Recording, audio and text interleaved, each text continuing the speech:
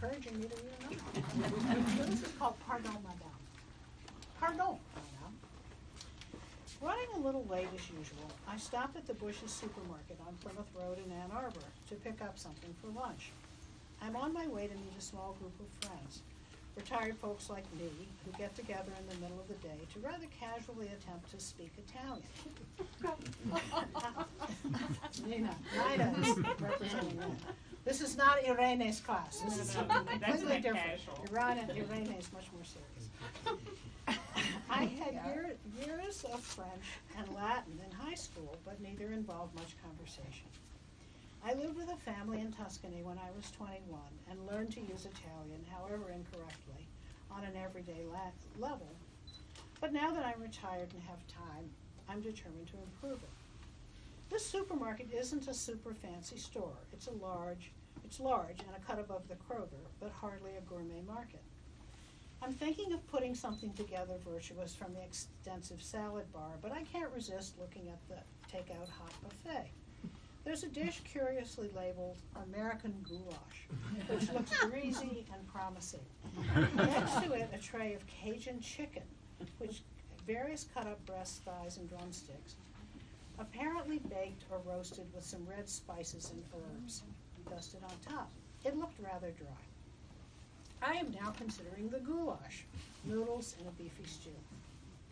A tall, good-looking, gray-haired gentleman, not young, comes over next to me. He's wearing sunglasses and well-cut jeans and an attractive pullover sweater in a small, tasteful geometric pattern. He catches my eye, gestures to the Cajun chicken. There's a little label, on it. And he says, "Pardon, madame, c'est poulet." What? He wants to know if this is chicken.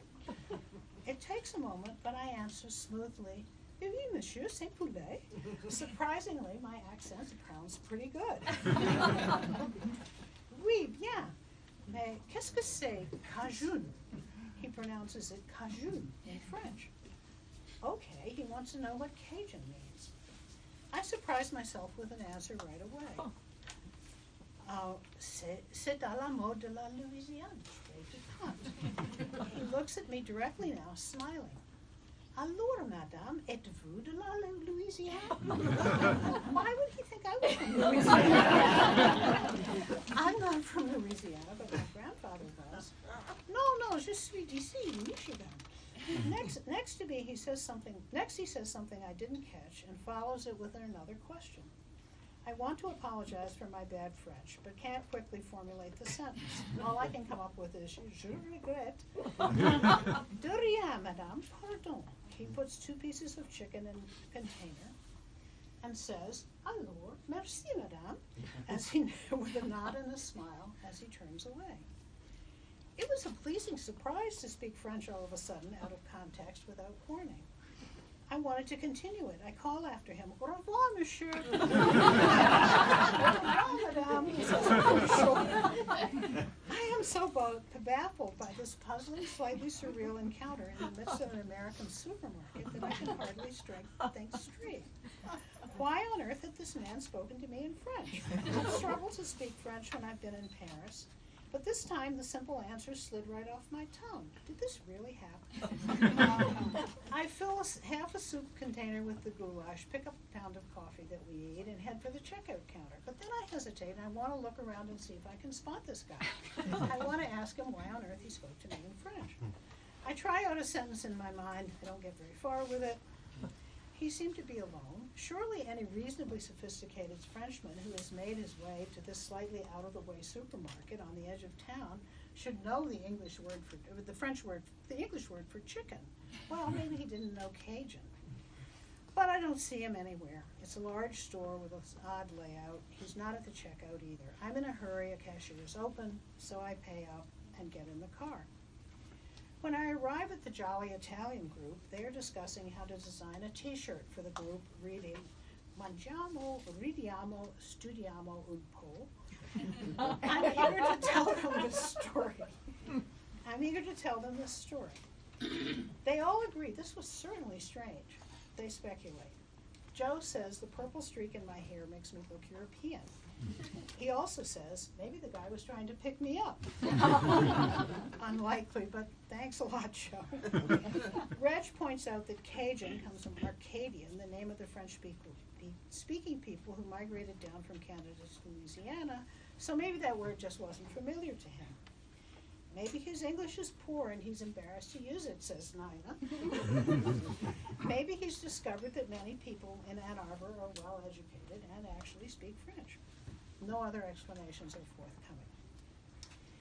My old friend Judy Mitchell is a connoisseur of bizarre events and unexpected encounters. Now you can read about her in the chapter called Witch Wedding.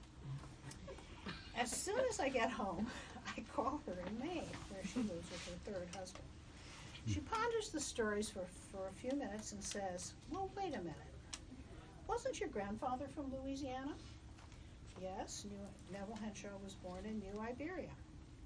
And this was a question about Cajun chicken. That can't just be a coincidence. Didn't he write stories about Cajuns? Well, yes, he did. Aileen of the Grand Woods, published in 1909, Tiger Bayou, 1931. And lots of short stories about the simple, honest folks out in the bayous. Judy says, okay, now I see it clearly. This was your grandfather come back to see you.